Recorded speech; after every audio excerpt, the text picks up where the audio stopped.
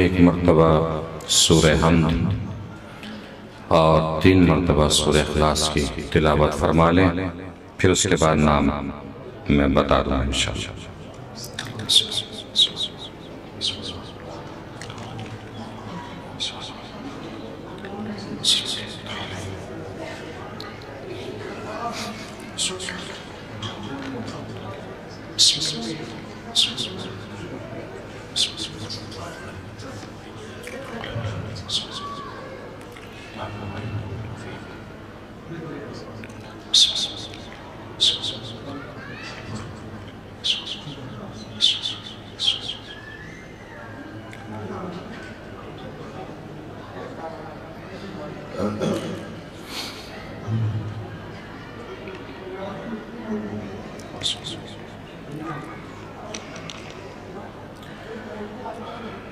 खातून ज़हरा बिनते मोहम्मद हुसैन मरहूम, अली रज़ा इब्न जान अली मरहूम, डॉक्टर शकील अहमद खां इब्न कायम अली खां मरहूम, बिल्किस फातिमा बिनते हसन अस्करी खां मरहूम, हसन अब्बास खां मरहूम, नसीम हैदर इब्न अली हसन मरहूम, वालिदैन अली मंजर खां, वालिदैन कर्रार हैदर खां, तालिब अब्बास खां मरहूम, वालिदैन अमीर अब्बास खां, वालिदैन मोहम्मद हसन खां, अनीस फातिमा बिनते मुख्तार हुसैन, मुस्लिम अब्बास इब्न महताब हुसैन, मोहसिन अब्बास खां इब्न मुस्लिम अब्बास खां मरहूम, रागिब अब्बास इब्न गुलाम हैदर खां, वालिदैन गुलाम हैदर खां, सुल्तान अहमद खां इब्न महताब हुसैन मरहूम, वालिदैन हुसैन खां हुसैन हैदर खां इब्न अंसार रज़ा खां मरहूम, अंसार फातिमा बिनते मोहम्मद अली मरहूम, वालिदैन नजमुल हसन खां, वालिदैन रज़ी हैदर खां, वालिदैन अलहाज अलमदार अली खां, माशर अलमदार अली खां, वालिदैन फ़कीर हुसैन खां, वालिदैन इश्तियाक़ अहमद खां, वालिदैन महनास फातिमा शकील अब्बास खां इब्न महताब हुसैन मरहूम, वालिदैन इरफान हैदर खां, वालिदैन इरशाद हुसैन खां, वालिदैन जानिसार हैदर खां, बंदे हसन इब्न नज़ीर हसन खां, शब्बरी फातिमा बिनते अब्बास हुसैन खां मरहूम, मूसी रज़ा इब्न अली रज़ा, शमीम सुग़रा मूसा रज़ा इब्न अली रज़ा, शमीम सुग़रा बिनते अनवर हुसैन, मौलाना अली अब्बास इब्न अली हैदर, वालिदैन दिलशाद हसन खां, वालिदैन रियाज हुसैन मरहूम, रियाज हुसैन इब्न यूसुफ हुसैन मरहूम, उम्मे ज़हरा बिनते अली असग़र, मोहम्मद खुमैनी इब्न मोहम्मद हुसैन और अबरार हुसैन इब्न अली अहमद, हैदरी बेगम बिनते इफ्तिखार हुसैन, हसन इमाम इब्न अबरार हुसैन, शमशीर हैदर इब्न हसन रज़ा, इरफान हैदर मरहूम, वालिदैन अली नज़र खां, कासिम अली इब्न सफदर हुसैन मरहूम, शमीम हैदर इब्न अंसार हुसैन खां, मौलवी तुराब अली साहब, वालिदैन इरशाद खां। और ये 2 नाम हैं, ये समझ में नहीं आ रहे हैं क्या है। अंबर फातिमा बिनते कर्रार हुसैन और एक ये नाम है आमिना बानो या गमामा बानो बिनते अली अहमद खां मरहूम। इन सब के अरवाह को इसाल किया। फातिहा।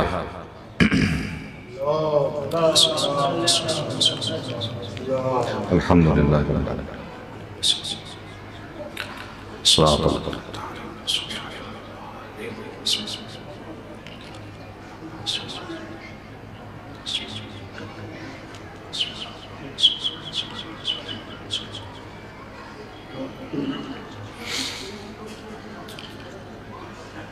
माशा अल्लाह ला हौला वला कुव्वता इल्ला बिल्लाह अल अलीय्यिल अज़ीम। अऊज़ु बिल्लाहिस समीइल अलीम मिनश शैतानिर लईनिर रजीम।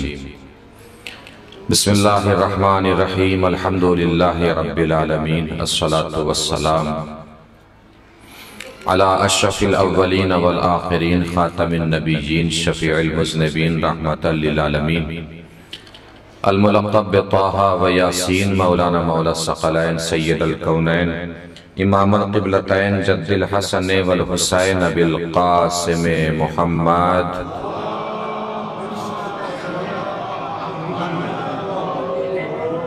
व अला आलिहि तय्यबीन अत्ताहिरीन अल मासूमीन अल मज़लूमीन अल मुंतखबीन अल मुंतजबीन अल गुर्रिल मयामीन व लअनतुल्लाहि अला अअदाइहिम अजमईन मिनल आना इला क़ियाम यौमिद्दीन। अम्मा बअद फ़क़द क़ाल अल्लाहुल हकीम फ़िल क़ुरआनिल करीम। बिस्मिल्लाहिर रहमानिर रहीम।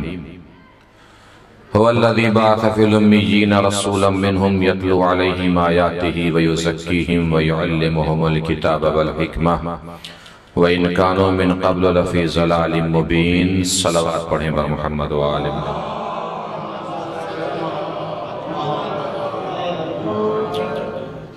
मिलजुल के एक और बार आवाज़ बुलंद ना रहे सलवात पढ़ दीजिए।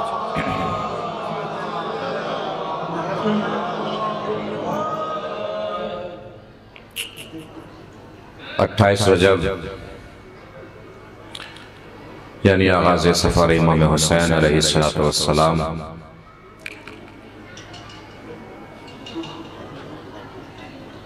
दीन की हिफाजत और अपने नाना की उम्मत की इस्लाह के गरज से इमाम हुसैन अलैहिस्सलातु वस्सलाम मदीना छोड़ रहे हैं। इस मंजिल तक पहुंचने के लिए सूरह मुबारक जुमा की मशहूर मारूफ आए करीमा को सरनामा कलाम और बयान करार किया, जिसमें अल्लाह इरशाद फरमा रहा है, वो अल्लाह वो है जिसने उम्मीयीन में रसूल को मबूस किया।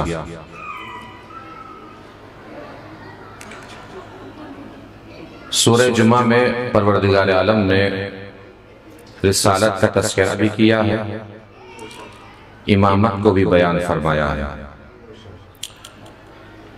मगर अल्लाह ने आगाज फरमाया है युसब्बिहु लिल्लाहि मा फिस समावाति व मा फिल अर्ज़िल मलिकिल कुद्दूसिल अज़ीज़िल हकीम।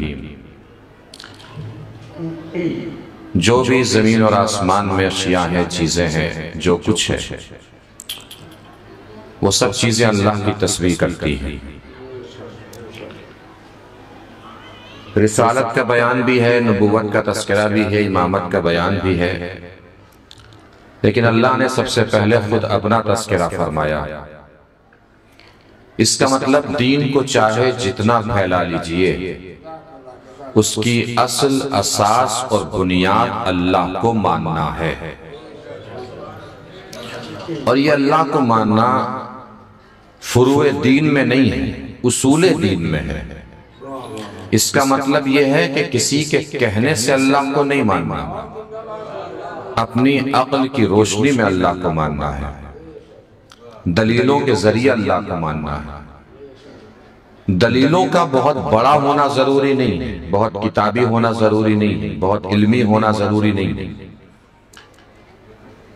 छोटी सी भी कोई दलील जो आपको अल्लाह तक पहुंचा दे, वो काफी है। वाकया सुना है ना ज़ईफा वाला? ज़ईफा चरखा चला रही है, सवाल करने वाले ने सवाल किया, अल्लाह को मानती हो? उसने कहा हाँ मानते हैं। तो क्या दलील है कि अल्लाह है? उसने कहा मेरा चरखा दलील है कि अल्लाह है। क्या तुम्हारा चरखा कैसे दलील है कि अल्लाह है? क्या चरखे को देखो, चलाती हूं तो चलने लगता है, रोक देती हूं तो रुक जाता है। यही दलील है कि अल्लाह है, कि जब इतना छोटा सा चरखा बगैर चलाने वाले के नहीं चल सकता, तो इतनी बड़ी कायनात बगैर चलाने वाले के कैसे चल सकता? एक सलवात पढ़े मिलजुल के बर मोहम्मद व आले मोहम्मद।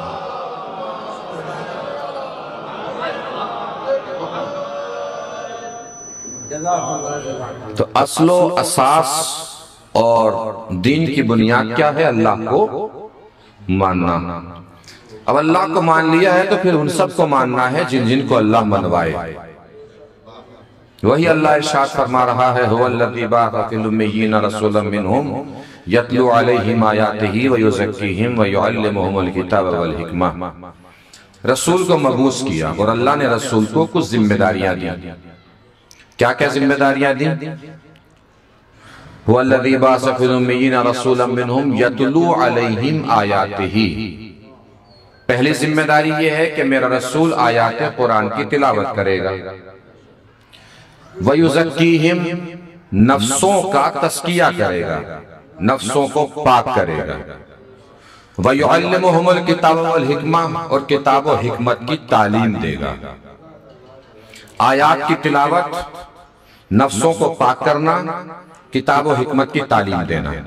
यानी रसूल को अल्लाह ने किताबो हिकमत का मुअल्लिम कहा है, तालीम देने वाला, पढ़ाने वाला। तो छोटी सी भी अक्ल रखने वाला इस बात को समझ सकता है कि जिसको कुरान मुअल्लिम कहे वो अनपढ़ और जाहिल नहीं हो सकता। नफ्सों को पाक करेगा, दूसरे के नफ्सों को वही पाक कर सकता है जिसका खुद अपना नफ्स पाको पाकीज़ा हो। बात तय हो गई। ये जिम्मेदारियां अल्लाह क्यों दे रहा है, किस वजह से दे रहा है? किताब और हिकमत की तालीम देगा, आयात कुरान की तिलावत करेगा, नफ्सों को पाक करेगा। किस वजह से? वइन कानू मिन क़ब्लो लफ़ी ज़लालिम मुबीन, इसलिए कि सब लोग पहले खुली हुई गुमराही में थे। इसका मतलब क्या हुआ? ये सब आमाल अंजाम देकर रसूल लोगों को राह हिदायत की तरफ लेकर आएगा। बात तय हो गई। यानी चौथी और अहम जिम्मेदारी क्या है? लोगों की हिदायत करना।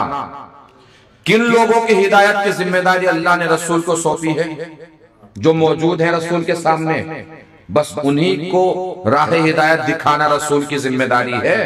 उन्हीं की हिदायत का इंतजाम करना रसूल की जिम्मेदारी है।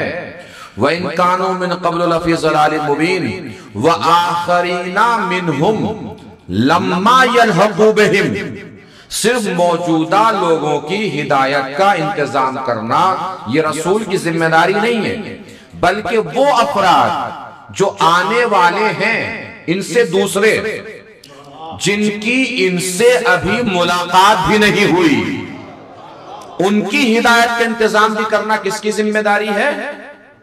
रसूल की जिम्मेदारी है। इसका मतलब कयामत तक जितने भी अफराद आने वाले हैं उन सब की हिदायत का इंतजाम किसे करना है?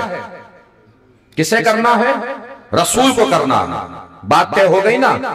अब पूछिए दुनिया वालों से कि अल्लाह ने रसूल को जो जो जिम्मेदारियां दी थी वो जिम्मेदारियां रसूल ने पूरी की या नहीं की? आयात की तिलावत करना है, रसूल ने आयात की तिलावत की या नहीं की? की ना। कुरान और हिकमत की तालीम देना है, रसूल ने कुरान और हिकमत की तालीम दी या नहीं दी? दी या नहीं दी? दी। नफ्सों को पाक करना है, रसूल ने नफ्सों को पाक किया या नहीं किया? भाई किया तभी तो सलमान और बूजर जैसे सहाबी पैदा हुए। इसका मतलब आयात कुरान की तिलावत भी की है, किताब और हिकमत की तालीम भी दी है, नफ्सों को पाक भी किया है। उसी अल्लाह ने तो रसूल की जिम्मेदारी दी है कि अपने बाद आने वाले लोगों की हिदायत का इंतजाम भी करना है। अब मुझे बताइए, जिस अल्लाह के कहने से रसूल किताब और हिकमत की तालीम दे रहा है, आयात कुरान की तिलावत कर रहा है, नफ्सों को पाक कर रहा है, उसी अल्लाह के कहने से रसूल को अपने बाद आने वाले लोगों की हिदायत का इंतजाम करना चाहिए या नहीं करना चाहिए? करना चाहिए नहीं करना चाहिए? करना चाहिए ना। तो दुनिया झूठ क्यों बोलती है? रसूल ऐसे ही चले गए और अपने बाद आने वाले लोगों की हिदायत का इंतजाम करके नहीं गए। अरे रसूल तो हिदायत का इंतजाम करके गए, तुम्हारे दिल काले पड़ गए, उसको मानने का तुम्हारा दिल नहीं करता जिसे रसूल गदीर के मैदान में मौला बना के गए।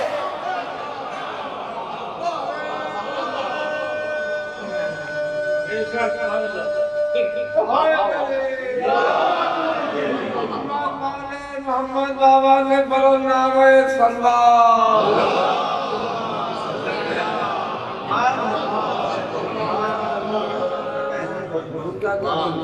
तो जो फरमा रहे हैं ना, महसूस कीजिए। और एक नाजुक सी बात आपके अज़ान को करीब करने के लिए अर्ज करूं, हिदायत का इंतजाम करना रसूल की जिम्मेदारी है और हिदायत का इंतजाम रसूल फरमाकर गए, इसलिए कि रसूल जा रहे हैं, नबी रुखसत हो रहे हैं, तो आखिरी रसूल और आखिरी नबी पर इख्तिताम नबुव्वत और रिसालत होगा, इख्तिताम सिलसिले हिदायत नहीं होगा।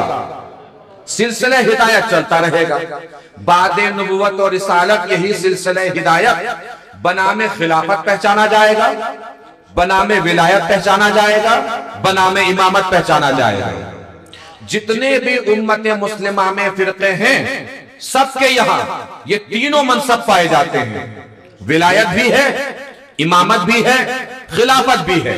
सबके यहां खलीफा भी होते हैं, इमाम भी होते हैं, वली भी होते हैं, और ये तीनों मनसब हमारे यहां भी है। बस औरों के दरमियान और हमारे दरमियान फर्क ये है कि औरों के यहां वली अलग होता है, खलीफा अलग होता है, इमाम अलग होता है। हमारे यहां जो खलीफा है वही वली है, जो वली है वही इमाम है। जो खलीफा होगा वही वली, जो वली होगा वही इमाम। बाहर निकल के पूछिए आप क्या खलीफा होते हैं? वो कहेगा जी होते हैं। पूछिए क्या क्या नाम है, नाम बताएगा। हर नाम लेना मिंबर से जरूरी नहीं होता, बहुत से नाम जबान का जायका बिगाड़ देते हैं। और नाम लिखे होते हैं ना, मस्जिद पे नाम लिखे होते हैं, देखें नाम लिखे हुए, हर मस्जिद पे नाम लिखा होता है। कैसे लिखा होता है नाम? चिरागो, मस्जिदों, मेहराबो, मिंबर, इसी तरह लिखा होता है, किसी और तरह लिखा होता है? देखिए ना, चिरागो, मस्जिदों, मेहराबो, मिंबर। एक नाम चिराग के नीचे लिखा होता है। अब आ गए हो तो थोड़ा थोड़ा सिमट के बैठ जाए, थोड़ा थोड़ा सा आगे तशरीफ जाइए। आइए, जो लोग आ रहे हैं पीछे वो भी आ जाएंगे आराम से। थोड़ा थोड़ा आप लोग बैठे हैं, ठीक पीछे वाली से निपट आ जाए, थोड़ा थोड़ा सिमट आ जाइए, आ जाइए। सलामत रहिए, सलामत, आ जाइए, आ जाइए।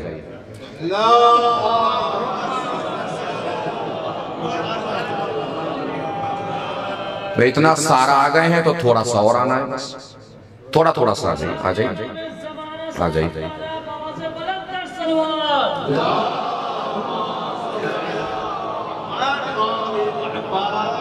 तो खलीफा भी होते हैं, वली भी होते हैं और इमाम भी होते हैं। पूछिए खलीफा होते हैं आप, क्या बताएगा जी होते हैं? पूछिए कौन है खलीफा, वो आपको बताएंगे, नाम बताएंगे। नाम लिखे होते हैं मस्जिदों पे, क्या लिखा होता है? चिरागो, मस्जिदों, मेहराबो, मिंबर। एक नाम चिराग के नीचे लिखा होता है। अब आप समझते चलिएगा कौन कौन सा नाम कहां कहां लिखा हुआ होता है। एक नाम चिराग के नीचे, एक नाम मस्जिद के नीचे, एक नाम मेहराब के नीचे। जरूरत शेरी की वजह ही से सही, जहां ऊपर मिंबर लिखा होता है वही नीचे हैदर लिखा होता है। नहीं तवज्जो फरमाई, 1400 साल गुजर गए, दुनिया वालों ने अली का सब कुछ छीनने की कोशिश की, तख्त छीना, ताज छीना, मनसब छीनने की कोशिश की, मगर 1400 साल गुजर गए, दुनिया चाह कर भी अली से अली का मिंबर न छीन सके।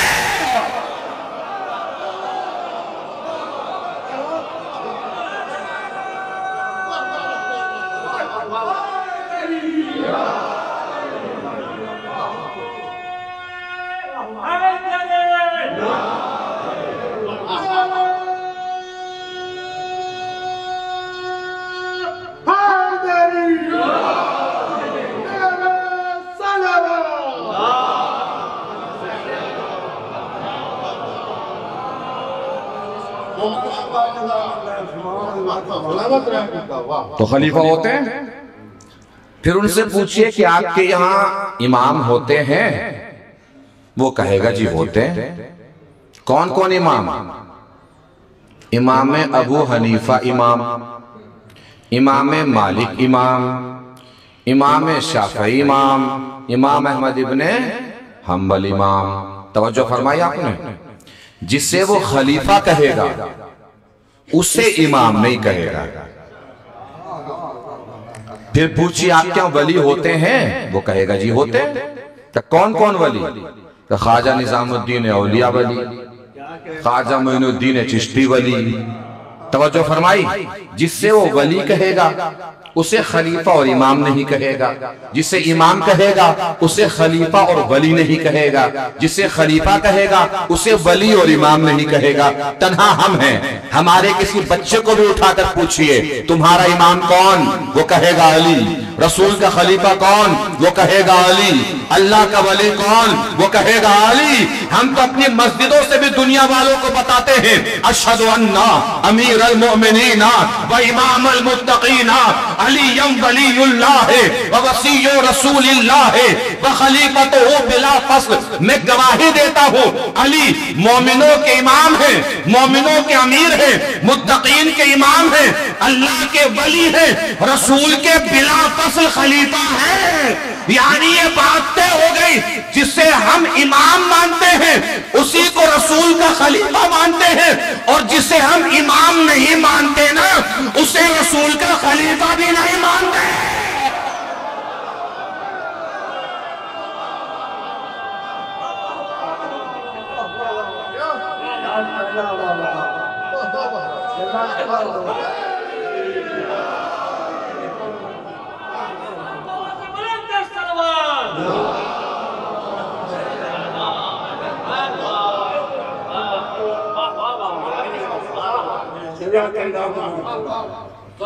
पच्चीस रजब में शहादत गुजरी।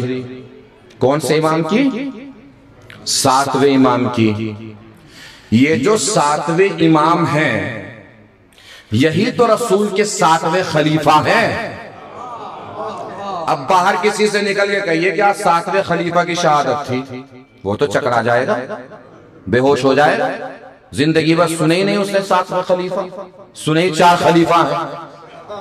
जिसकी शरीयत पे आलम इस्लाम अमल करता है, मैं उसी रसूल की कसम खाकर बता रहा हूं, रसूल 4 नहीं 12 खलीफा छोड़कर गए हैं।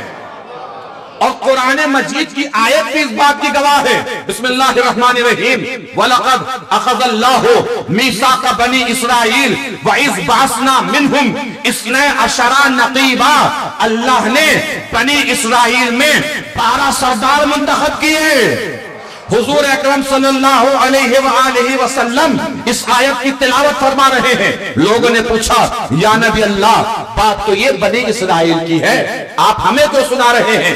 हुजूर ने फरमाया इसलिए सुना रहा हूं ताकि तुम्हें भी खबर हो जाए कि मैं भी अपने बाद तुम्हारे दरमियान 12 वसी छोड़कर जाऊंगा, 12 सरदार छोड़कर जाऊंगा, 12 खलीफा छोड़कर जाऊंगा, 12 इमाम छोड़कर जाऊंगा। अल्लामा मुहद्दिस दहलवी ने भी इस रिवायत को नक़ल फरमाया है। वो नक़ल फरमाते फरमाते रिवायत को मुकम्मल करते हैं। तवज्जो फरमाइएगा, रिवायत मुकम्मल करने जा रहा हूं। अभी तक जितनी बुलंदी पे जाके आपने सुना मैंने देखा, लेकिन रिवायत मुकम्मल होने के बाद जिसको अपने अपने अकीदा इमामत पर जितना फख्र है उतनी ताकत से अपने अपने अकीदे को सलाम करेगा। मेरी खिताबत को दाद देने की जरूरत नहीं है, अपने अपने अकीदे को सलाम पेश करना है, पूरी ताकत से पढ़ना है, पूरी ताकत से सुनना है। अल्लामा मुहद्दिस दहलवी आगे लिखते हैं कि हुजूर ने फरमाया कि मैं भी अपने बाद तुम्हारे दरमियान 12 इमाम छोड़कर जाऊंगा, 12 वसी छोड़कर जाऊंगा, 12 खलीफा छोड़कर जाऊंगा, 12 वसी छोड़कर जाऊंगा। और वो 12 के 12 एक ही नस्ल के होंगे, एक ही खानदान के होंगे, एक ही घर के होंगे। अरे तू 12 छोड़, 4 दिखा दे जो एक घर के हो।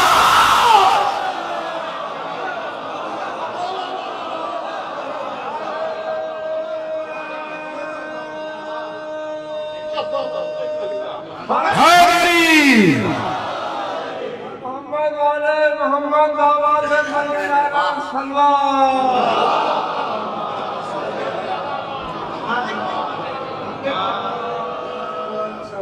और अगर किसी को न मिले तो हमारे पास आए, हम दिखाएंगे 12 के 12 एक घर के, 12 के 12 एक खानदान के, 12 के 12 एक नस्ल के, 12 के 12 एक नस्ल के हैं। दलील इस बात की यह है कि पहले पर भी सदका हराम है, आखिरी पर भी सदका हराम।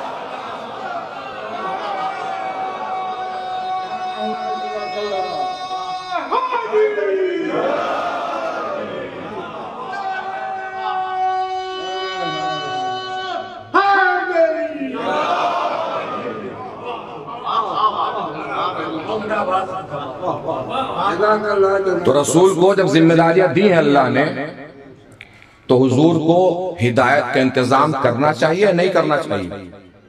करना चाहिए। नाफे इब्ने अज़रक एक शख्स था जो इमामत अहले बैत का कायल नहीं था। इमाम हुसैन अलैहिस्सलाम से एक दिन मुलाकात हो गई। सुनिए दलील, और यहीं से आज के मौजू की तरफ बढ़ रहा हूं मैं इंशाअल्लाह। इमाम ने पूछा कि मैंने सुना है कि तू न मेरे बाबा को इमाम मानता है, न मेरे भाई को इमाम मानता है, न मुझे मानता है, और कहता है कि रसूल किसी को अपनी जगह मुंतखब करके नहीं गए, अपनी उम्मत को गुमराही से बचाने के लिए कोई इंतजाम करके नहीं गए। दलील सुनिए मौला हुसैन की। इमाम हुसैन ने फरमाया, अच्छा तूने वो वाकया कुरान में पढ़ा है जो सूरह कहफ में है, दीवार बनाने वाला? जनाब खिज़्र ने दीवार बनाई थी, 3 काम किए थे। कश्ती में सुराख कर दिया था, एक बच्चे को कत्ल कर दिया था, और दीवार बना दी थी। जनाब मूसा साथ में थे। पूछा कौन सा काम किस वजह से किया? सबके इल्लत बताई, सबके वजू बताए, सबके असबाब बताए। दीवार जो बनाई उसका क्या सबब था? उसके नीचे यतीमों का माल था। क्या था उसके नीचे? ये मौला हुसैन उससे गुफ्तगू कर रहे हैं। ये बता कि वो जो यतीमों का माल उस दीवार के नीचे था, खजाना यतीमों के लिए, वो खजाना रखा किसने था? माल किसने रखा था? का इन बच्चों के बाप ने रखा था। का क्यों रखा था? इसलिए कि बाप को उन बच्चों के मुस्तकबिल की फिक्र थी। तवज्जो फरमाइएगा अजीजों, इमाम हुसैन की दलील पेश कर रहा हूं। उन बच्चों को के बाप को उन बच्चों के मुस्तकबिल की फिक्र थी कि बच्चे इधर उधर न फिरे, माल होगा तो उसको इस्तेमाल करेंगे। कहां बात सही है? कि अब ये बता कि रसूल अफजल है या उन बच्चों का बाप अफजल है? का अफजल तो रसूल ही है। का फिर सोचना कि उन बच्चों के बाप को तो अपने बच्चों के मुस्तकबिल की फिक्र थी, तो क्या रसूल को अपनी उम्मत की फिक्र नहीं थी? रसूल को भी तो अपनी उम्मत की फिक्र होनी चाहिए कि नहीं होनी चाहिए? इमामत, हिदायत, खिलाफत, विसायत का इंतजाम करके और ऐलान करके जब हुजूर अकरम सल्लल्लाहु अलैहि वसल्लम तशरीफ ले गए, और इमामत को जिम्मेदारी दी है दीन को बचाने की, शरीयत की हिफाजत की। अब आइए तवज्जो फरमाइएगा यहां से। ये जो 60 हिजरी है कि जिसके 28 रजब में इमाम हुसैन ने मदीना छोड़ा है, इस 60 हिजरी का मुकदमा 53 से 56 हिजरी के दरमियान तय पाया है। मुकदमा 53 से 56 हिजरी तक बना है इसका। मैं बुजुर्गान सब बेहतर जानते हैं, आप सब लोग जमा हो गए हैं पूरी तरीके से माशाअल्लाह, तो मैं यहां से आज की गुफ्तगू का आगाज कर रहा हूं। खुसूसन अपने बच्चों और जवानों के लिए बुजुर्ग सब मौजूद रहेंगे और हौसला बढ़ाते रहेंगे। उस वक्त कूफे का गवर्नर हुआ करता था मुगैरा। क्या नाम था? मुगैरा, जो कूफे का गवर्नर था। बड़ा चापलूस तबीयत का। चापलूस लोगों से बच के रहना चाहिए।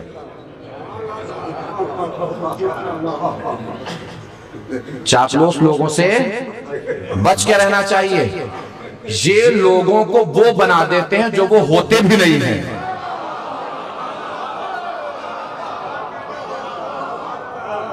वो बना देंगे जो वो होंगे भी नहीं। मुगैरा चापलूस तबीयत का इंसान आ गया शाम, सोचा कि ये तो बूढ़े हो रहे हैं, तो कहीं ना कहीं चल देंगे, निकल लेंगे। अब तो ये इनके बाद तो इनकी जगह बेटा ही आना है, तो इनकी चापलूसी से क्या फायदा, बेटे की कर लो। तो ये लग गया यजीद की चापलूसी में और उससे कहा कि यजीद, तुम्हारे बाबा तुम्हारे मुस्तकबिल के बारे में कुछ नहीं सोच रहे, तो क्या सोचना चाहिए मसलन?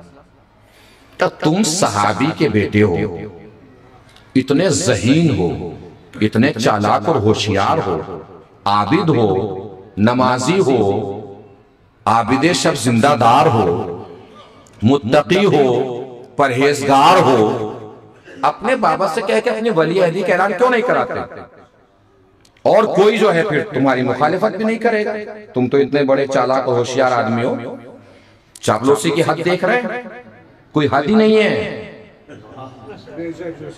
यजीद के जहन में ये बात उसने डाल दी। यजीद पहुंच गए अपना अब्बा हुजूर के पास कि अब्बा, आप हमारे बारे में कुछ सोच ही नहीं रहे, क्या सोचना है? हमारी वलीअहदी का ऐलान कीजिए, आपके बाद कौन होगा आपकी जगह पर? पहली फुर्सत में माविया ने पूछा कि पहले तो बताए बात, पढ़ाई तुझे किसने? ये जो तू अपने बारे में बता रहा है, ये तो मुझे भी तेरे बारे में नहीं पता, ये सीख के कहां से आया है? उसने लिया मुगैरा का नाम, मुगैरा को बुलवा लिया। अब बुलवाया तो मुगैरा ने कहा कि मैंने बिल्कुल सही बात कही है, जितने फितने उठ रहे हैं सब दब जाएंगे यजीद के नाम का ऐलान होते। बाप का दिल पसीज गया। उसने कहा ठीक है, फिर प्लान तैयार करो। अब जिनसे बयात जैसे ली जा सकती थी वैसे ली गई यजीद के लिए, ताकत के बल पर, खौफ के बल पर, हुकूमत के बल पर, सिपाहियों के बल पर। जिनका जमीर बिक सकता था उन्हें खरीदा गया, जिनका सर झुक सकता था उन्हें झुकाया गया, और यजीद की बयात ली गई। ये बयात लेते लेते माविया एक सफर में मदीना पहुंच गया। अब तवज्जो दीजिएगा अजीजों, यहां से मदीना पहुंचा और मदीने के सारे अशराफ और मोतबर लोगों को उसने जमा किया इसी सिलसिले से यजीद की बात करने के लिए। और उसी नशिस्त में इमाम हुसैन अलैहिस्सलाम को भी बुलवाया।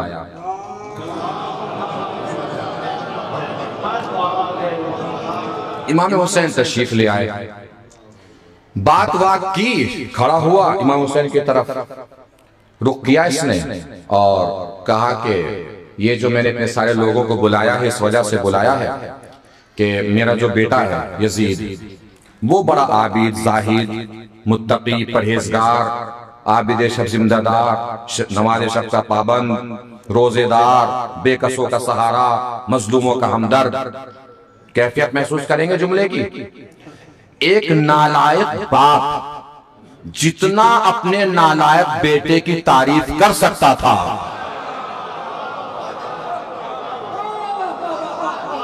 सारी तारीफ उसने की।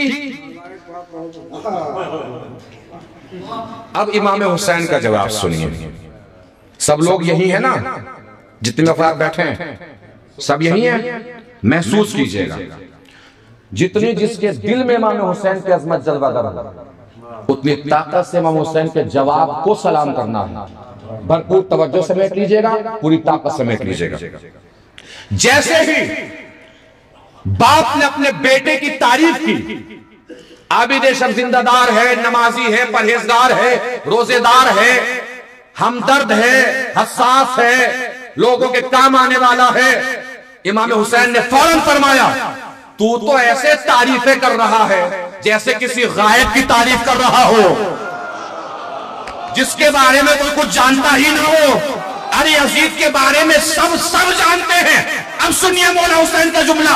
मौला हुसैन ने फरमाया कि अब जब तू तारीफ कर ही रहा है, उसके नमाजी होने की तारीफ तूने कर दी, उसके रोजेदार होने की तारीफ कर दी, उसके हसास होने की तारीफ कर दी, उसके हमदर्द होने की तारीफ कर दी, उसके आबिद सब जिंदादार होने की तारीफ कर दी, तो थोड़ी सी तारीफें मेरे कहने से भी कर दे। उसके शराबी होने की तारीफ कर, उसके जिनादार होने की तारीफ कर।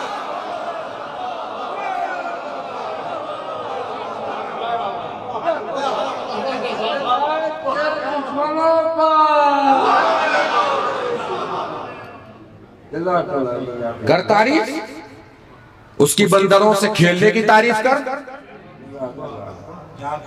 ये भी तारीफ कर साथ में। अब उसे इस जवाब की उम्मीद तो थी नहीं, मजमा भरा हुआ है पूरा। उसने फौरन कहा कि मैं चाहता हूं कि आप इसका मुस्बत में जवाब दें।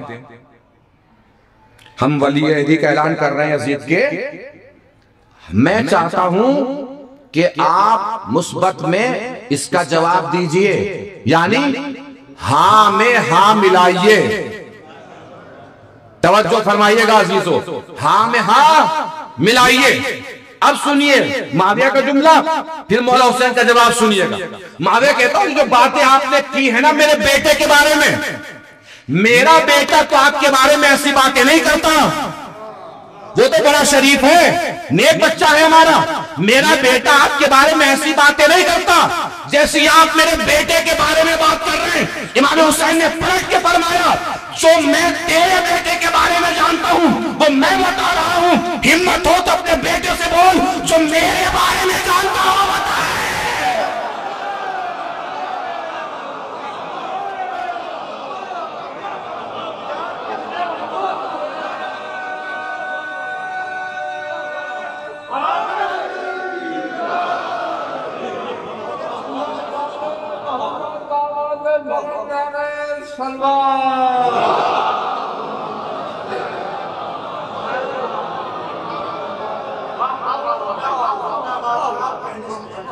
जो मैं तेरे बेटे के बारे में जानता हूं वो मैं बता रहा हूं।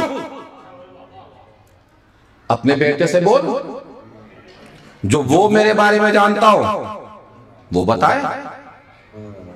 अब ये बोलता है कि ऐलान तो होना है भाई, किसी को तो खलीफा होना है हमारे बाद, यजीद की वली अहदी का ऐलान होना है, यजीद की खिलाफत का ऐलान होना है। तवज्जो अजीजों, मौला हुसैन ने बरजख्ता फरमाया पलट के जवाब में कि सुन, खिलाफत रसूल की मीरास है और रसूल के वारिस हम हैं। नहीं तवज्जो फरमाई, मजमा जमा किया था यजीद की खिलाफत के ऐलान के लिए, हुसैन ने उसी मजमे में अपनी खिलाफत का ऐलान कर दिया। इसका मतलब जो सकीफाई कोठी को गदीर का मैदान बना दे उसे हुसैन कहते हैं। आया था मजमा किस लिए? ऐलान खिलाफत यजीद सुनने के लिए, और मौला हुसैन ने अपनी खिलाफत का ऐलान किया, अपनी अजमत का ऐलान किया। 56 हिजरी का यह वाकया, नशिस्त बर्खास्त आगाज हुआ था यजीद की खिलाफत के ऐलान से, नशिस्त बर्खास्त हुई हुसैन के खिलाफत के ऐलान पर। आ गई 60 हिजरी। 60 हिजरी में वासिल जहन्नम हुआ। यजीद ने वलीद को खत लिखा कि माविया जो है वो इंतकाल कर गए हैं और ऐसा करो कि अब मैं तख्तनशीन हूं, हुसैन से बैत ले लो। वलीद ने खत पढ़ा, मरवान बराबर में बैठा हुआ था, उससे पूछा कि क्या करना चाहिए। मरवान ने कहा इससे पहले कि माविया के इंतकाल की खबर हुसैन तक पहुंचे बैत ले लो। अगर इंतकाल की खबर हुसैन तक पहुंच गई पहले ही तो हुसैन फिर दरबार में नहीं आएंगे, बैत नहीं करेंगे। जुमले पर तवज्जो दीजिएगा। मरवान क्या बोल रहा है दरबार में बैठकर कि इससे पहले कि माविया के इंतकाल की खबर हुसैन को मिले, बैत ले लो। वलीद ने कासिद रवाना के इमाम हुसैन की तरफ, इमाम हुसैन और इब्ने जुबैर ये मस्जिद में बैठे हुए हैं। कासिद इमाम हुसैन के पास आया, आकर कहता है कि आपको दरबार में वलीद ने बुलाया। इमाम हुसैन फरमाते हैं कि तुम जाओ, मैं पीछे पीछे आ रहा हूं। कासिद जब वहां से चला गया तो इब्ने जुबैर ने इमाम हुसैन से पूछा, क्यों बुलवाया है आपको, क्या मकसद हो सकता है? मरवान ने क्या कहा था वलीद से? इससे पहले कि माविया के इंतकाल की खबर हुसैन तक पहुंचे, उससे पहले बैत ले लो।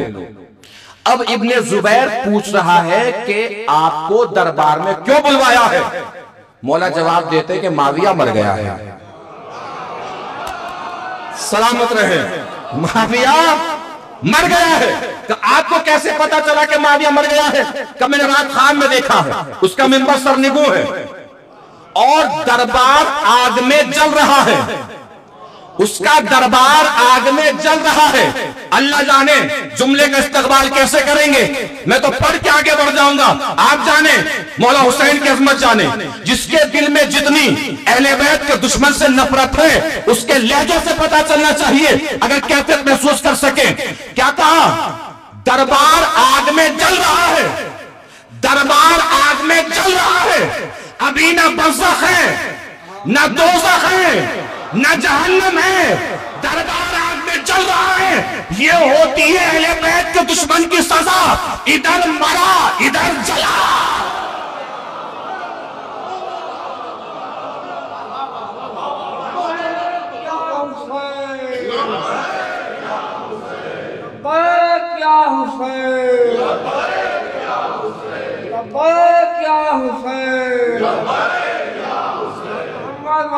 मोहम्मद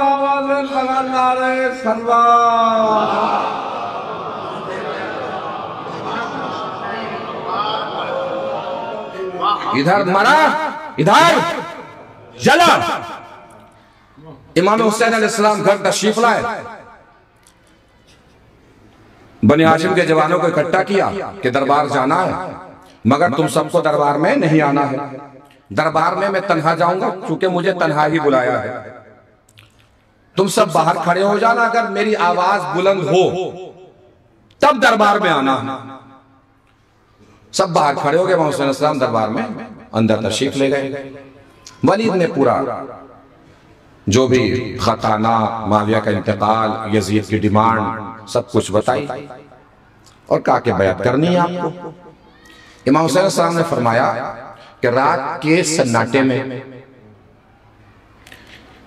ना कोई ये देखेगा कि बैत कौन कर रहा है, ना कोई ये देखेगा बैत किसकी की जा रही है। क्या फायदा ऐसी बैत का? दिन का उजाला होने दो, तब देखेंगे बैत पर हक किसका है। बैत करने ना करने की बात नहीं है, बैत पर हक किसका है ये देखा जाएगा। इमाम हुसैन चलने लगे। मरवान ने वलीद से कहा कि अभी बैत लो इनसे, अगर ये चले गए तो बैत नहीं करेंगे, फिर किसी के हाथ नहीं आएंगे। या बैत लो या कत्ल करो। अब तवज्जो दीजिएगा अजीजों, जैसे मरवान ने कहा बैत लो या कत्ल करो, बैत लो, निकल गए तो हाथ नहीं आएंगे।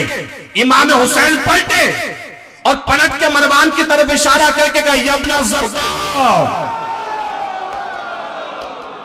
अल्लाह जाने कौन पहुंचा कौन रह गया, मैंने तो सारी बात तमाम कर दी।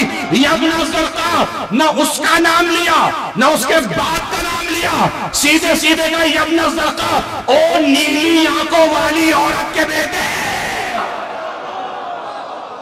ओ नीली आंखों वाली औरत के बेटे।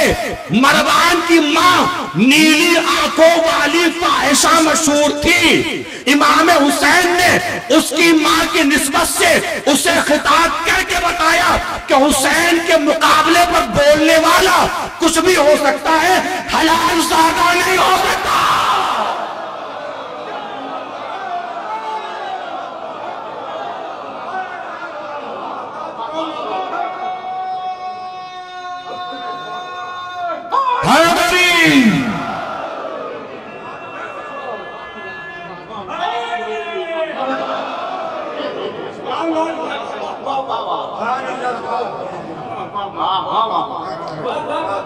आवाज बुलंद हुई तो बनी हाशिम के जवान अंदर तशरीफ ले आए और मिलता है किताबों में कि हजरत अब्बास ने मरवान का गरीबान पकड़ लिया और उसे इतना उठाया कि पैर जमीन छोड़ गए।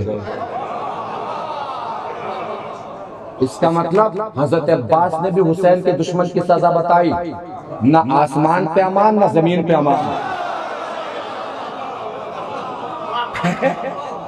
जमीन छोड़ गए, ना आसमान पे अमान है ना जमीन पे अमान है। इमाम हुसैन का हाथ आया कांधे पे, छोड़ दिया।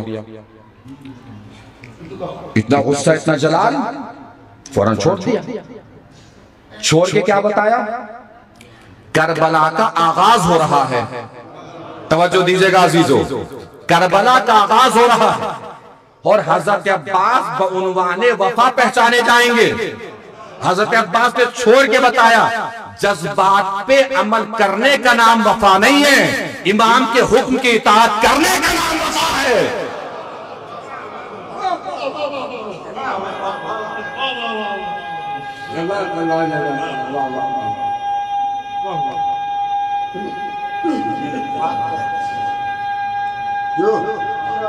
सलामत रहो।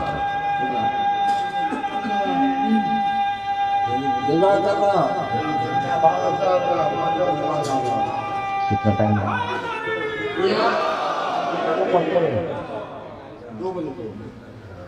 महसूस फरमा रहे हैं ना? तय हुआ, मशवरा हुआ, अब छोड़ना है मदीना। तवज्जो दीजिएगा अजीजों, छोड़ना है मदीना। मदीना छोड़ने के लिए हुसैन जनाब ज़ैनब को साथ ले रहे हैं। किस वजह से? नजाकत महसूस कीजिएगा। किस वजह से साथ लिया जनाब ज़ैनब को? इसलिए कि करबला का वाकया लोगों तक पहुंचाने के लिए किसी सच्ची जबान का होना जरूरी था।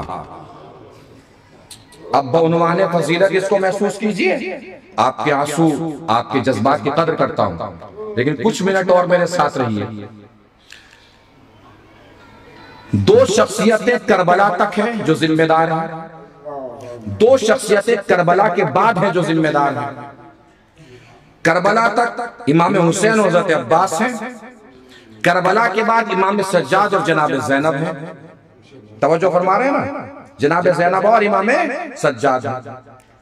जो जिम्मेदारी करबला तक हज़रत अब्बास की थी, वही जिम्मेदारी करबला के बाद जनाब ज़ैनब की थी। हज़रत अब्बास मुहाफिज इमामत थे, इसी तरह जनाब ज़ैनब भी मुहाफिज इमामत थी। तवज्जो फरमाई आपने? जिस तरह हजरत अब्बास मुहाफिज इमामत थे, उसी तरीके से जनाब ज़ैनब भी मुहाफिज इमामत थी। भाई हजरत अब्बास ने मक्के में जब हाजियों के भेष में आते हुए कातिलों को देखा और खुतबा इरशाद फरमाया, तो खुतबे में एक जुमला है, अंतुम वकातुम फिल गलती लती वकात फी हल कुरैश। तुम सब लोग वही गलती दोहरा रहे हो जो तुमसे पहले कुरैश ने गलती की थी। कुरैश ने क्या गलती की थी? कुरैश ये सोच रहे थे कि नबी को कत्ल कर देंगे। उन्हें मालूम नहीं था कि नबी कभी अकेले नहीं रहते, साथ में अली भी रहते हैं। इसी तरह तुम सब ये सोच रहे हो कि हुसैन को कत्ल कर दोगे। अरे तुम्हें क्या खबर नहीं है, हुसैन अकेले नहीं रहते, साथ में अब्बास भी रहता है।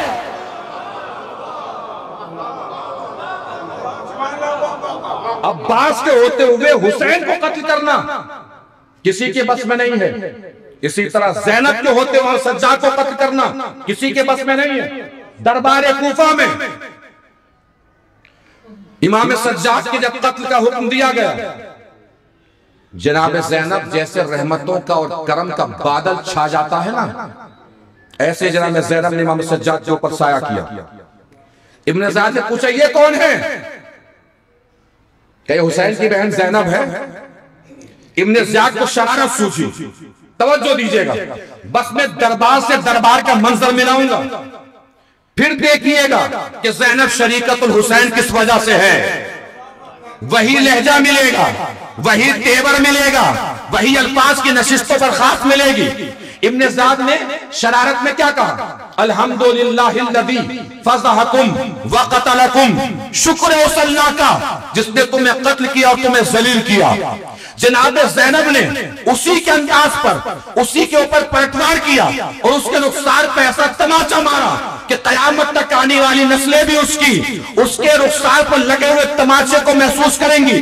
जैसे ही उसने कहा ना अल्हम्दुलिल्लाहिल्लज़ी फज़हकुम व क़तलकुम, अल्लाह का शुक्र है जिसने तुम्हें जलील किया, जनाब ज़ैनब ने बर्जस्ता फरमाया अल्हम्दुलिल्लाहिल्लज़ी अकरमना बिनबिय्यिही, अल्लाह का शुक्र है इस बात के लिए कि उसने अपने नबी को हमें भेजकर हमें इज्जतें अता की है।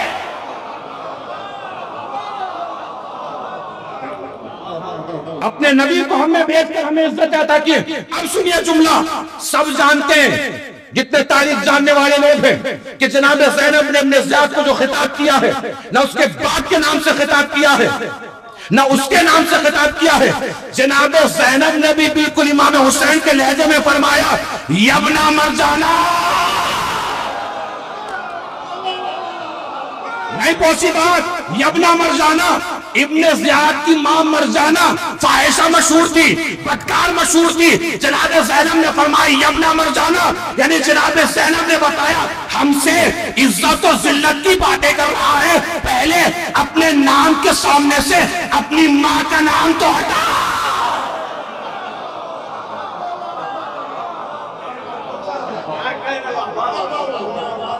इज्जत और जिल्लत की बातें हमसे कर रहा है, अपने नाम के सामने से अपनी माँ का नाम तो हटा, फिर पता चलेगा इज्जतदार कौन। माँ का नाम हटाया नहीं जा रहा है, इज्जतदार बनने की कोशिशें कर रहा है। तवज्जो फरमा रहे हैं, तेवर नहीं बदला, अंदाज नहीं बदला, मंजर बदलते रहे, मकामात बदलते रहे, हर खून बताता रहा कि अली का खून है, हर लहू बताता रहा कि अली का लहू बोल रहा है। करबला में खत्म हो गई होती अगर जनाब ज़ैनब और इमाम सज्जाद ना होते। करबला में जीत हुई हुसैन की, मगर दुनिया को बताना भी तो था कि जीत हुई है हुसैन की। ये जीत का पैगाम लेकर शाम के दरबार तक गए हैं। बस आखिरी जुमला और उसके बाद बात तमाम हो जाएगी इंशाअल्लाह। जीत का पैगाम लेकर शाम के दरबार तक गया है ये काफिला। यही वजह है मिंबर पे इमाम सज्जाद जब हैं, खुतबा दे रहे हैं, हालत वहां खराब हो रही है, मंजर बदल रहे हैं। किसी से कहा यजीद ने क्या करना चाहिए, उसने कहा अजान दिलवाओ। अजान होना शुरू हुई, अल्लाहु अकबर। इमाम सज्जाद ने फरमाया अल्लाहु अकबर, अशहदु अल्ला इलाहा इल्लल्लाह। इमाम सज्जाद ने फरमाया बेशक मैं गवाही देता हूं अल्लाह एक है, उसके सिवा कोई माबूद नहीं है। मौज़िन ने कहा अशहदु अन्ना मुहम्मदर रसूलुल्लाह। इमाम सज्जाद ने फरमाया तुम्हें इसी नाम का वास्ता है, रुक जाओ। लीजिए बात तमाम होने जा रही है। मदीने से जो काफिला चला है शाम पहुंच चुका है और शाम में हो रहा है हुसैन की जीत का ऐलान। हुसैन की जीत का ऐलान इमाम सज्जाद की ज़बानी सुनाने जा रहा हूं। देखना यह है जीत का ऐलान सुनाकर कि कौन कौन इमाम सज्जाद के साथ कितना जीत के ऐलान में साथ देता है। इमाम सज्जाद के, इमाम हुसैन की जीत के ऐलान में पूरी ताकत से समेट लीजिएगा, पूरी ताकत से पढ़ने जा रहा हूं। जैसे मुअज्जिन रुके, इमाम सज्जाद यजीद की तरफ पलटे, पलट के फरमाया सुबह से तेरे दरबार में खड़ा हूं, मुझे सुनाई जा रहा है जीता कौन हारा कौन, जीता कौन हारा कौन, जीता कौन हारा कौन। लब फैसला किए देता हूं, जीता कौन हारा कौन। अगर ये मोहम्मद तेरे नाना का नाम तो जा तू जीता, हुसैन के नाना का नाम है तो मेरा बाबा हुसैन जीता।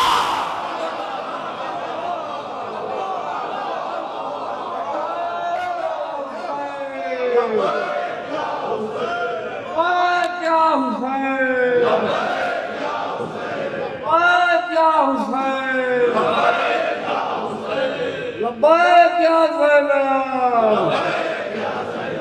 मोहम्मद वाले मोहम्मद बाबा से बुलंद सलवात।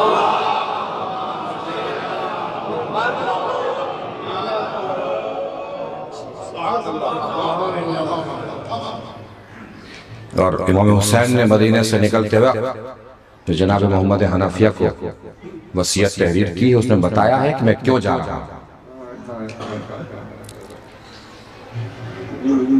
किस वजह से जा रहा हूं, किस लिए जा रहा हूं। न कोई शर फैलाने के लिए जा रहा हूं, न कोई फसाद करने के लिए जा रहा हूं। मैं अपने नाना की उम्मत की इस्लाह के लिए जा रहा हूं।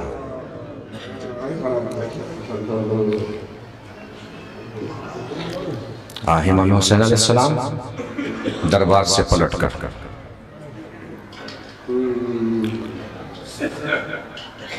भैया क्या हुआ?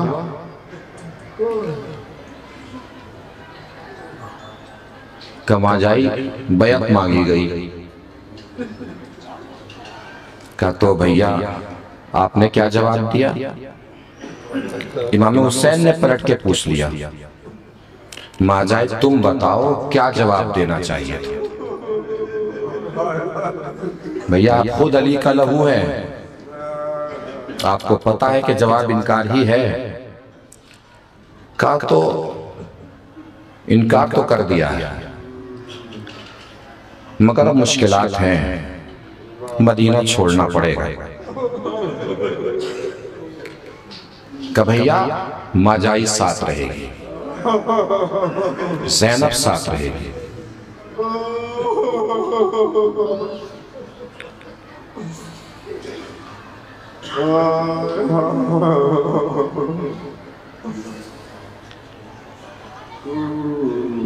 कमाजाए से मदीना छोड़ने का मसला नहीं है, और भी मुसीबतें आनी है। अकबर का सीना भी देना है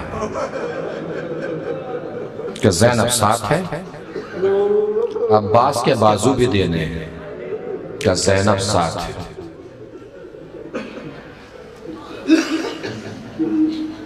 और मोहम्मद के लाशें भी आएंगे, ज़ैनब नहीं रोएगी, ज़ैनब तो अपने भैया को रोएगी। अली असगर के गले पे तीर भी लगेगा। हुसैन खामोश हो गए, चुप हो गए। जनाब ज़र ने फरमाया, भैया बोलिए और क्या मुसीबतें आनी? कब माजाई एक ऐसी मुसीबत भी है जो मैं बता नहीं सकता। कब भैया बताइए, ज़ैनब मर जाएगी, खामोश ना रहिए। ज़ैनब ये जो सर पे रिदा है ना, ये भी देनी पड़ेगी।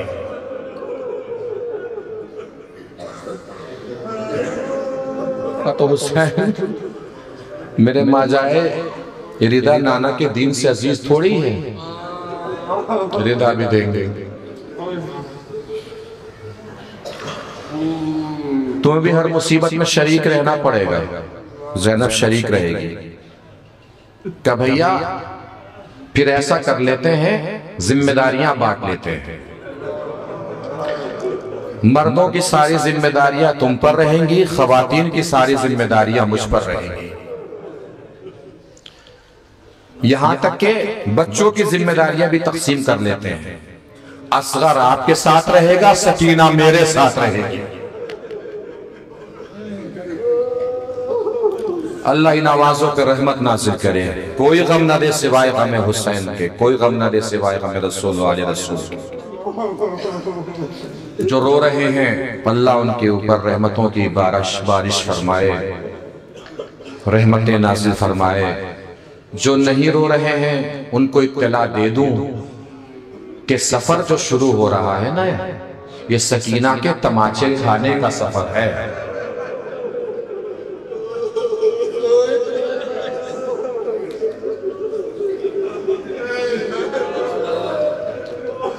हुसैन के लाशे के पामाल होने का सफर है, ज़ैनब की बेकसी का सफर है। इमाम हुसैन जब रुखसत के लिए तशरीफ ले गए हैं तो भाई के मज़ार पर गए हैं, अम्मा की कब्र पे गए हैं, नाना की लहद पे गए हैं। रिवायात बताती है जब हुसैन नाना के लहद की तरफ बढ़ रहे थे तो ऐसा लग रहा था जैसे कोई शहजादा किसी बादशाह से मिलने जा रहा हो। इमाम हुसैन जब अपने भैया की कब्र की तरफ जा रहे थे ना तो ऐसा लग रहा था जैसे कोई शहजादा किसी शहजादे से मिलने जा रहा हो। अब रिवायत थोड़े से जुमले बदलती है। रिवायत बताती है कि जब हुसैन माँ की तुरबत की तरफ गए हैं ना तो ऐसे चले हैं जैसे कोई घुटनियों चलता हुआ बच्चा माँ की फैली हुई आगोश की तरफ दौड़ता है और तोड़ने में कभी गिरता है कभी उठता है, कभी गिरता है कभी उठता है।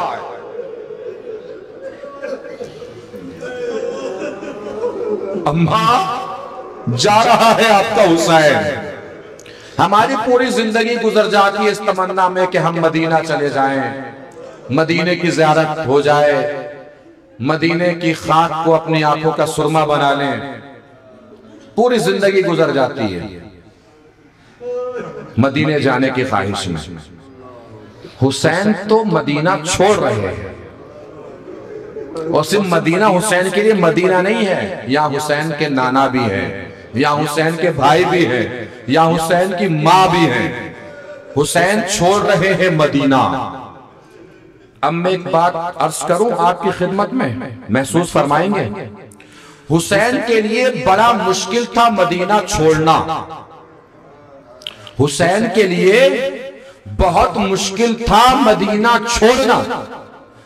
फिर भी इतना मुश्किल होने के बावजूद फिर भी हुसैन के लिए मदीना छोड़ना आसान था और सुगरा के लिए मदीने में रुकना बहुत मुश्किल था।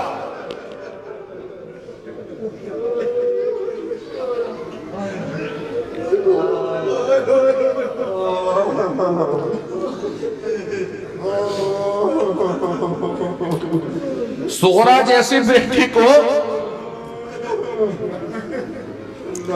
सिफारिशें करना पड़ रही हैं।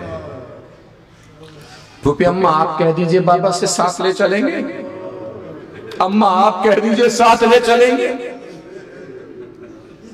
जगह नहीं है तो अम्मा फिजा के साथ उनकी सवारी में बैठ जाएंगे।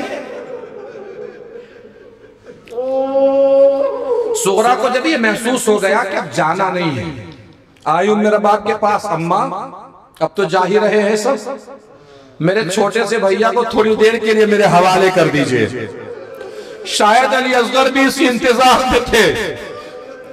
ऐसे लिपटे अली असगर सुगरा से जैसे छोड़ना ही ना चाहते हो।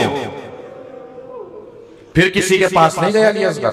इमाम हुसैन अलैहिस्सलाम तशरीफ लाए, न जाने कान में क्या कुछ कहा। अली असगर हुमक के सुगरा की गोद से हुसैन के पास आ गए।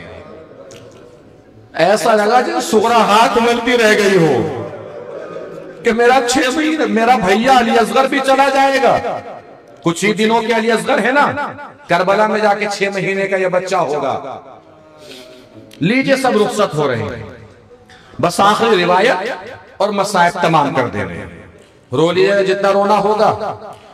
आगाज सफर है इमाम हुसैन का, मक्के की तरफ, मक्के से करबला की तरफ जाएंगे इमाम हुसैन अलैहिस्सलाम।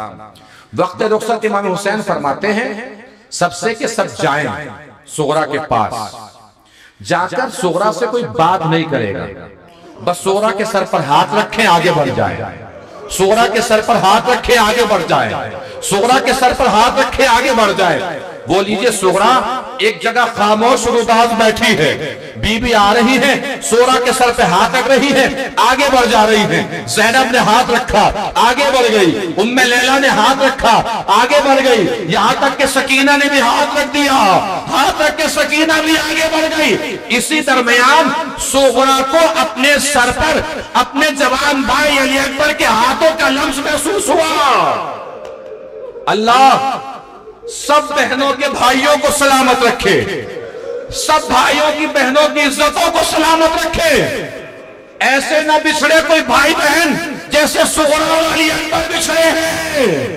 अकबर ने हाथ रखा, आगे बढ़ना चाहा, सुगरा ने दामन पकड़ लिया। अकबर का दिल तड़प गया, आंखों में आंसू मंडाए। जल्दी से जनाब सुगरा ने हाथ छोड़ के फरमाया, भैया अकबर घबराने की जरूरत नहीं है, सुगरा साथ ले जाने के लिए नहीं बोलेगी। वैसे भी पता है आज साथ ले जा नहीं पाएंगे। अल्लाह इन आवाजों पर रहमत नाजिल फरमाए। तो फिर किस लिए रोका? कि भैया अली अकबर, ये मैंने छोटा सा मिट्टी का टीला बनवाया हुआ है, थोड़ी देर के लिए इस पर खड़े हो जाइए। अली अकबर मिट्टी के टीले पर खड़े हुए, उतर के पूछा, बहन सुगरा ये तो बता दे मिट्टी के टीले पर क्यों खड़ा किया अपने भाई को? अब जनाब सुगरा ने मालूम है क्या जवाब में फरमाया, भैया अकबर आपने देखा नहीं आपके पैरों के निशान मिट्टी के टीले पे उभर आए हैं। आज तक सुगरा आपका चेहरा देख के जिंदा थी, आज के बाद सुगरा आपके पैरों के निशान देख के जिंदा रहेगी। बोली जे काफिला चला गया, सुगरा घर में अकेली रह गई। कहीं बाबा को याद करके रोती है, कहीं अफसर को याद करके रोती है, कहीं अकबर को आवाज दे के रोती है। भैया जा तो रहे हैं मगर जल्दी पलट के आइएगा, सुगरा इंतजार करेगी आपका। अला लअनतुल्लाहि अलल कौमिज़ ज़ालिमीन वस्सयअलमुल लज़ीना ज़लमू अय्या मुनक़लबिन यनक़लिबून इन्ना लिल्लाहि व इन्ना इलैहि राजिऊन रज़म बिक़ज़ाइही व तस्लीमन लिअम्रिही। गुजारिश एक मरतबा सूरह हम्द और 3 मरतबा सूरह इखलास की तिलावत फरमा लीजिए, फिर मैं नाम आपको बता दूंगा।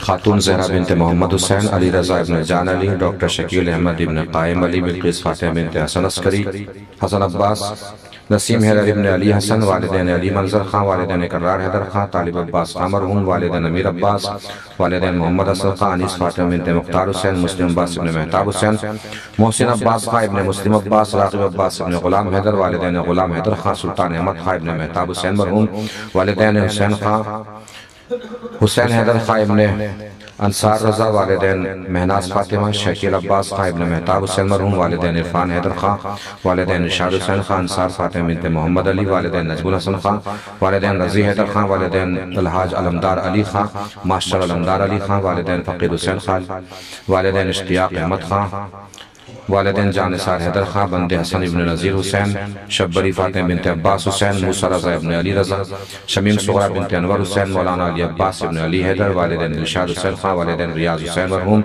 रियाज हुसैन इब्न यूसुफ हुसैन मरहूम, उम्मे ज़हरा बिनते अली असग़र, मोहम्मद खुमैनी इब्न मोहम्मद हुसैन, अमीना बानो बिनते अली अहमद, अबरार हुसैन इब्न अली अहमद, हैदरी बेगम बिनते इफ्तिखार हुसैन, हसन इमाम इब्न अबरार हुसैन, शमशीर हैदर इब्न अहसन रज़ा, इरफान हैदर, वालिदैन अली नज़र खां, अंबर फातिमा बिनते करार हुसैन, कासिम अली इब्न सफदर हुसैन, शमीम हैदर इब्न अंसार हुसैन, मौलवी तुराब अली खां, वालिदैन इरशाद हसन खां, इन सब के अरवाह को इस साल किया। रब्बना तक़ब्बल मिन्ना इन्नका अंतस समीउल अलीम। मातम हुसैन।